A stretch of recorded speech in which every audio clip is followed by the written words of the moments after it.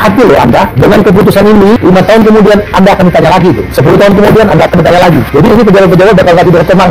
Yang dibutuhkan hanya keberanian aja. Keberanian hakim. Keberanian hakim aja. Gak boleh pintar-pintar amat. Keberanian yang lain, keberanian hakim. Hakim aja. Berani aja memutus dia dengan penuh ketulusan. Gak perlu pintar kok. Tidak sederhana. Tuhan pegang umum bahwa balasan itu tidak menunggu dia herat. Tapi langsung di dunia. Banyak sekali jaksa-jaksa yang menjadi pesakitan. Hakim-hakim yang menjadi pesakitan. Banyak sekali. Jadi selagi Anda mempunyai kemampuan, punya kapasitas, punya kewenangan, gunakan sebaik-baik mungkin.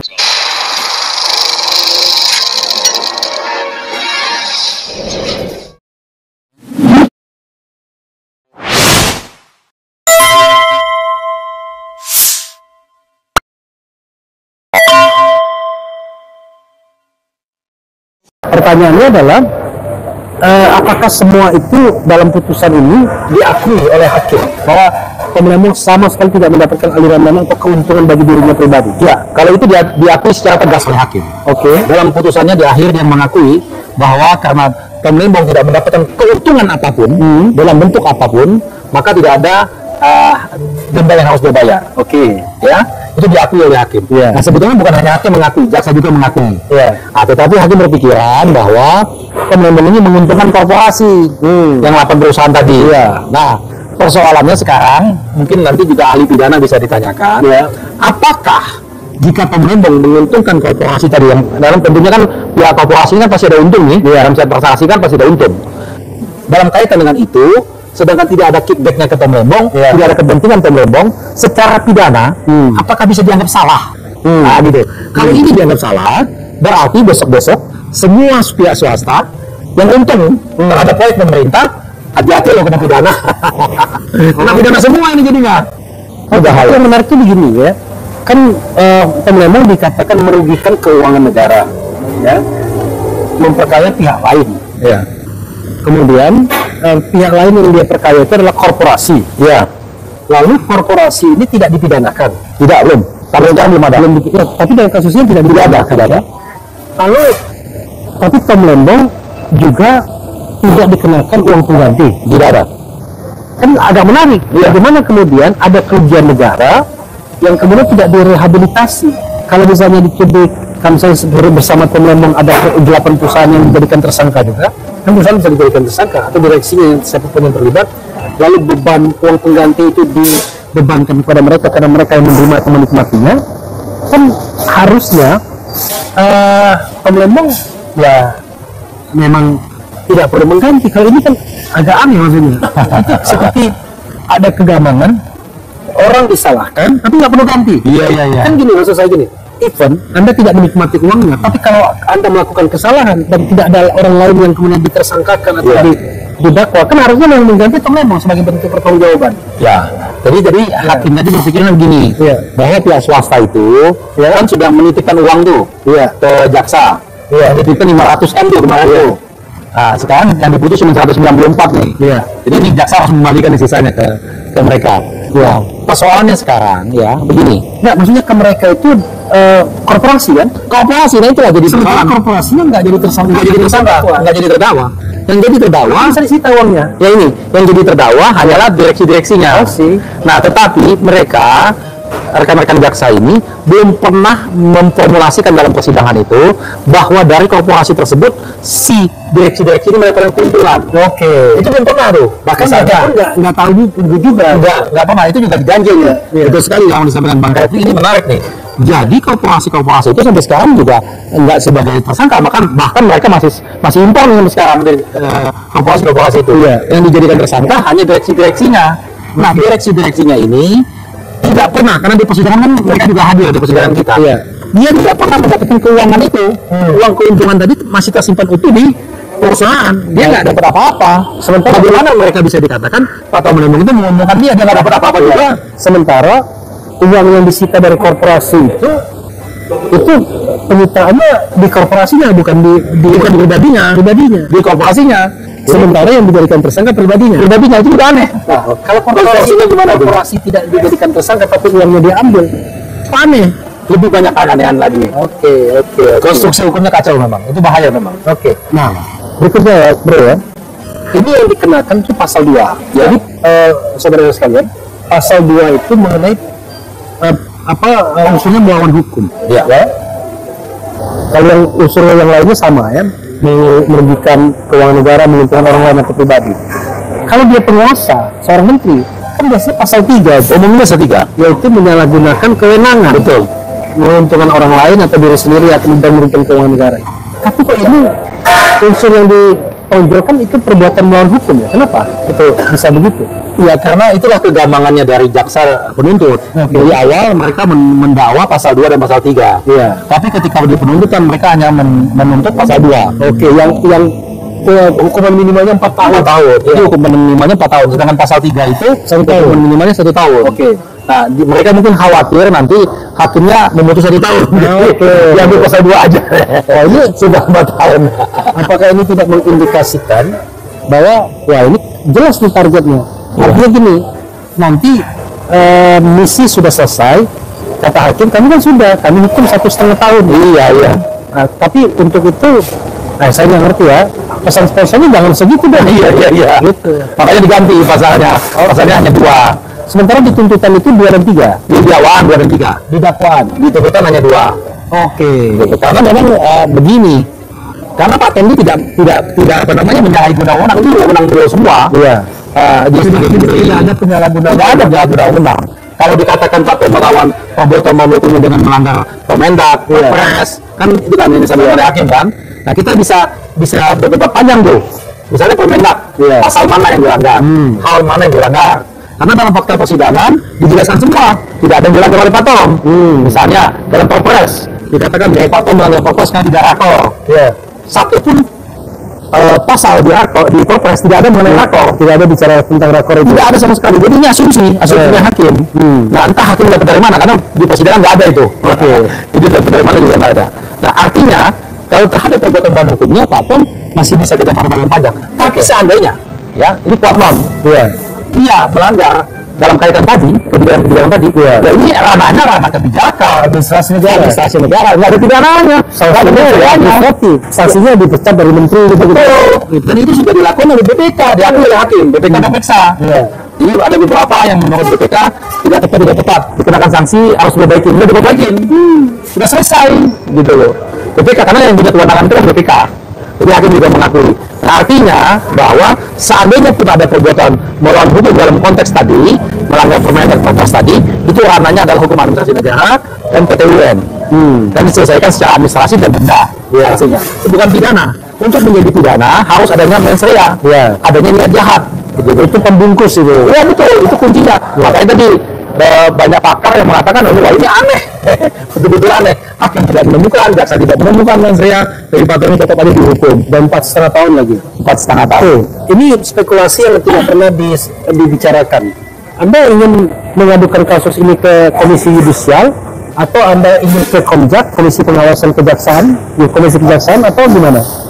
Nah itu dia masalahnya kita ini. Kita ini kan persoalannya pengawas lembaga penegak hukum kita ini kan nggak berfungsi dengan baik. Ya. Kita melihat Komjak kita nggak berfungsi dengan baik, gitu ya.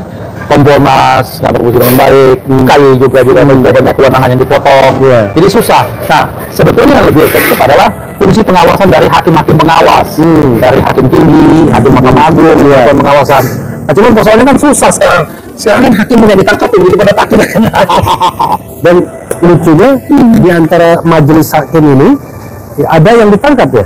Ya, salah satu anggota majelis hakim kita pernah ditangkap. Yang kita yang baru. Terima suapnya. Terima suap ya. Oke, kita bicara mengenai bukan teknis lagi, tetapi bicara tentang unsur politiknya, kan nggak bisa dibohongin. Tom Lembong ini kasusnya dinaikkan dari penyidikan ke penyidikan kapan? Penyidikan udah lama. Karena yang saya lihat dia ditahan itu per 29 Oktober. Iya betul Oktober.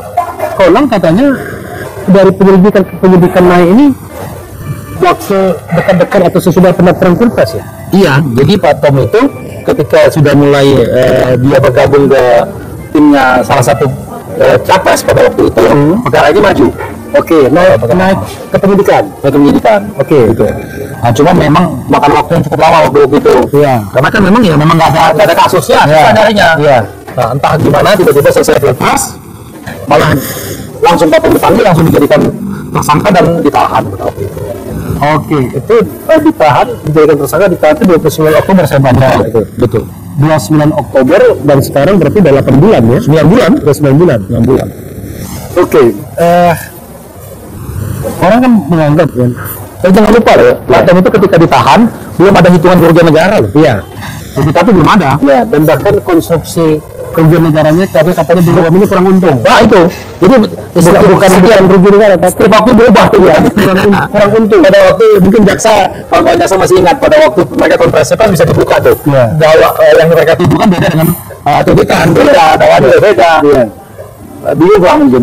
Oke, nah sekarang pertanyaannya adalah ya, orang bingung gitu. Sebenarnya ada dendam apa yang menurut Anda sehingga Tom Lembong ini diincar untuk ditersangkakan? Banyak orang menduga demikian. Oke, dia adalah orang dekat salah satu capres, ya kan? Waktu itu dekat sekali kan hubungannya. Tapi kan pilpres sudah selesai.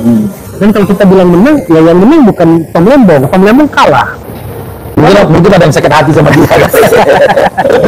Mungkin dulu-dulunya ada yang sakit hati sama Pak Tom Lembong dan belum selesai, jadi mumpung sudah selesai kan acaranya, sekarang habis giliran ngerjain Tom Lembong nih sekarang. Tapi begini ya, lepas dari itu ya, ini bahaya buat hukum kita. Bahaya sekali buat hukum kita. Ini jangan main-main loh. Seandainya keputusan ini menjadi inkrah, lalu menjadi jurisprudensi, ini akan membahayakan semua pejabat kita.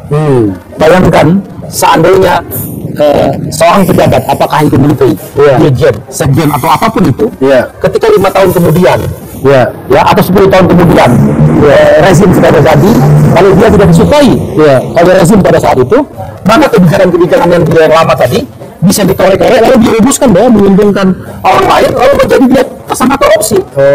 Banyak sekali. Bayangkan sekarang ini kan pasti semua departemen, semua kementerian ya pasti melibatkan swasta, tidak mungkin tidak. Ya, dan swasta itu pasti untung. Nggak mungkin enggak. Oleh karena apa? Karena kebijakan tadi, ya keputusan yang dilakukan oleh dirjen, sekjen segala macam. Hati-hati loh Anda dengan keputusan ini. 5 tahun kemudian Anda akan ditanya lagi itu. 10 tahun kemudian Anda akan ditanya lagi. Jadi ini pejabat-pejabat bakal nggak tidur tenang. Ini 10 tahun ya? 10 tahun, Kan 2015-2016. Betul. Lalu dibuka kembali kira-kira 2023. Ya lumayan lah, 8 tahun ya. Jadi kira-kira kalau Anda bicara strong point untuk membebaskan Tom Lembong, itu harapan banyak masyarakat yang saya lihat ya, karena tidak ada yang mencaci Tom Lembong dalam kasus ini kalau saya lihat ya. Nah itu apa menurut Anda strong point-nya yang membuat Tom Lembong harusnya bisa dibebaskan baik di tingkat pengadilan tinggi maupun di nanti yang di PT atau BMA? Pertama, Tom Lembong tidak punya mens rea, tidak memiliki niat jahat untuk melakukan satu kejahatan. Itu tegas sekali, itu penting diakui oleh jaksa, oleh hakim. Sehingga orang yang tidak punya niat jahat, apakah pantas dipidana? Satu itu. Lalu kedua, Tom Lembong tidak menikmati apapun keuntungan, secara langsung maupun tidak langsung. Ya, baik sekarang maupun masa depan atau sebelumnya, sama sekali tidak ada. Itu diakui dalam persidangan. Bahkan hakim yang mengatakan dalam putusannya. Ya. Lalu ketiga, persoalan kebijakan apakah itu salah atau benar itu masih jadi perdebatan. Ya, sehingga kalau nanti kita mendapatkan hakim yang berani, yang pintar, yang jujur, kita yakin pasti Tom Lembong akan dibebaskan. Luar biasa, bro. Kesan Anda ya sebagai lawyer, dan saya tahu Anda kan secara pribadi dekat juga dengan Tom Lembong. Bagaimana perasaan Anda as a lawyer dan as a friend?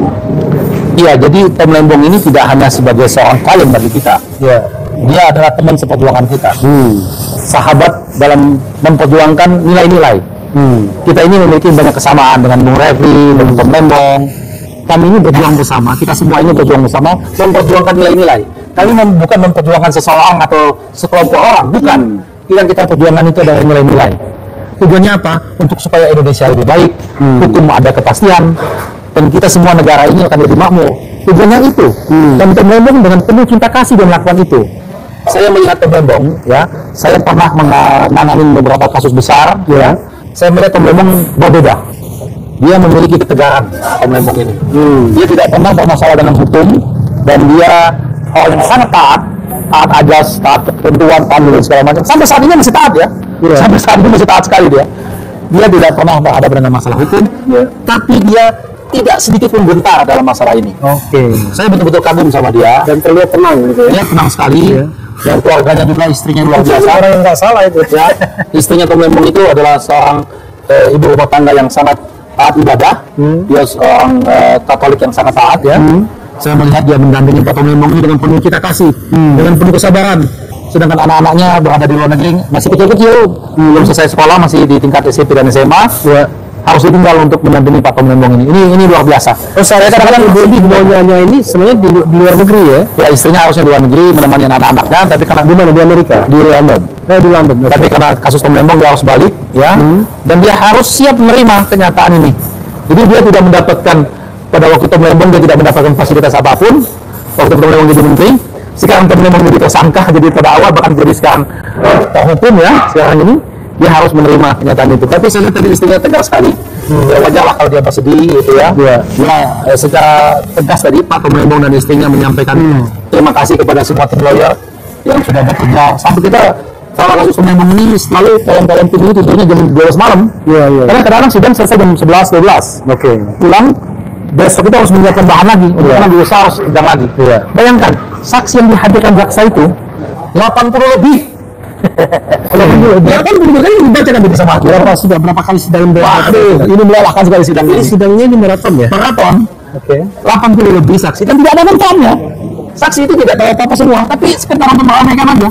Lihat dengan jaksa biar kelihatan meyakinkan.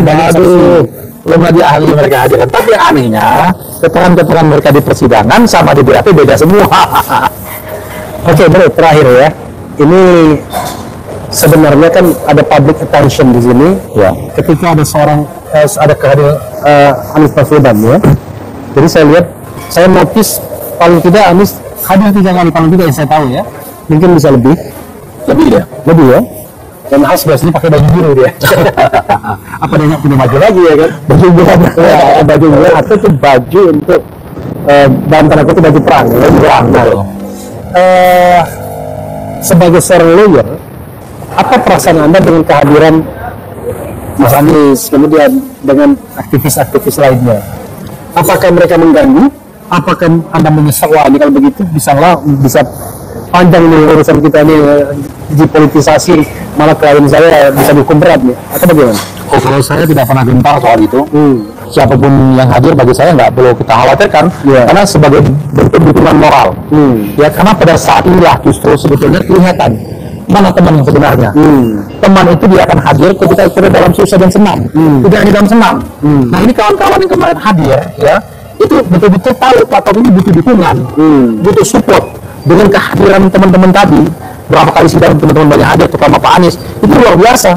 Buat Pak Tom sendiri luar biasa, dan kami juga mendapatkan support, mendapatkan dukungan tentunya. Karena begini ya, perkara ini pasti akan menjadi perhatian publik. Dan ini, putusan ini pasti akan dilakukan eksaminasi oleh perguruan tinggi. Nah, karena kenapa? Sekarang banyak sekali fakultas-fakultas hukum yang sudah bisa menilai, karena kan sidang ini terbuka untuk umum. Orang bisa melihat materi-materi ini, lalu bisa menilai, oh ini hakim putusannya ngaco, bisa dinilai. Walaupun tidak membawa dampak ke patobnya ya, tapi paling tidak mereka bisa mempelajari bahwa ini putusan yang sesat, putusan yang keliru. Kalau ada proses banding dan kasasi, itu tugasnya kita. Tapi sebagai salah yang pengaruh biasa aja kan. Tapi dengan eksaminasi tadi tersebut, harapan kita membuka pikiran, membuka mata hakim, membuka keberanian mereka. Karena ini kan sederhana kok perkara ini, yang dibutuhkan hanya keberanian aja. Keberanian hakim aja. Nggak boleh tidak minta keberanian yang lain, keberanian hakim aja. Berani aja memutus dia dengan penuh ketulusan, nggak perlu pintar kok. Perkara sederhana, bukan perkara rumit. Gitu. Ini terakhir ya, walaupun agak kecil. Saya 2 kali hadir. Pertama waktu pledoi, dan hari ini ketika putusan. Atau saya salah ya? Saya mencatat hakim itu tidak memberikan kesempatan untuk sholat asar kalau karena begini, ini hari ini bro ya. Kan sidang dimulai pukul 14.00. Lalu baru selesai itu pukul 17.48. Itu ketok palunya 17.48. Sementara maghrib 17.56. Saya lihat tuh Pak Anies terpaksa sholat di koridor yang nggak jelas itu tadi, karena saya pikir bakal break, bakal lama, saya keluar duluan. Begitu saya mau balik lagi, saya lihat ibu-ibu marah. Kalau waktu saya keluar, ibu-ibu marah-marah. Kalau saya masuk lagi, dia ngomong, wah ini diskriminasi, Korea bisa masuk, yang lainnya enggak. Apa komentar Anda? Ini soal kecil, tapi kan ya oke lah, hakimnya kalau nggak mau sholat ya nggak apa-apa. Tapi kan orang lain juga butuh untuk sholat dan lain sebagainya. Iya, karena memang waktu asar itu pendek kan. Iya. Jadi harusnya paling tidak jam 5 harus sudah selesai lah. Iya. Dihargai orang-orang yang ingin sholat. Iya. Jam 5 bisa selesai, nanti setelah maghrib kita bisa lanjut lagi Iya. sebetulnya. Tidak perlu. Tapi itu kalau saya lihat hakim itu motong kupu-kupu udah cepet-cepet lari deh kayaknya. Iya, kamu takutan dia. Atau skenario-nya begitu, bro. Skenario-nya adalah menjelang maghrib harus selesaikan menjelang. Iya betul. Karena pasti banyak orang yang lari-lari untuk sholat Iya, asar betul. dan sebagainya. Oke, bro, makasih banyak. Terima kasih. Closing statement, bro. Ya, harapan kita ya